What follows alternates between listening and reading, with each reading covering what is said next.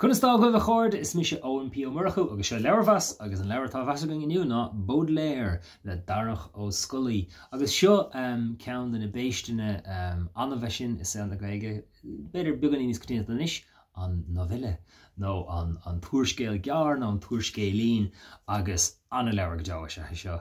Tá sé éagsúil, tá sé garad, tá sé granúr, tá sé cliste, tá rudí fíorthimúla a tuairleáin ó thaobh. Sa sprí leis an gunta leis an amlína starra beidir, sa brútear a lán rudí éagsúil isteach an aon rud le.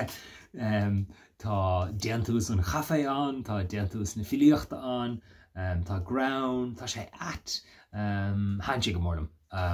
Agus tá tamla inis ó léime mar sin níl an scéal chothúir céine sa cléigean inis go me sa bhí. Ach léime písin beag a chúil an leabhar. So filan bíon an ruise an cuairt mhór na bhilí agus filan duine ar maile agus é tar éis na dáanta mór a chus an.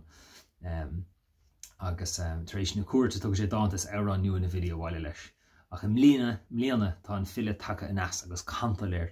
As seo amach cumigh sé filiocht nua idir sé filiocht níos fíornaí agus is filiocht gan rím gan rihim agus chuirtí seo altacht ar an bobbal agus an sin tain sé agus tuairlí rudí agsúla granúra agus tá sé anna is atan mac an leabhar é ach tá sé anna himúil agus tá sé granúr agus hanse go mórlam agus rud a rilam agus mé a léamh seo gur fearling ar fád I bhád leabhar garad granúr spéisiúil éagsúil. Beidir go sé anna dheachar taachtar ar smuoinemh atá láidre glóir ná mór go leir len le héad iompar ach éiríonn go seoigh le seo. Sin gur luigh Darach ó Scolaí náit éigean gur raibh sé gur scríobh sé seo ní mar athir seach mar ómós nó agus é lethe cuioineh ar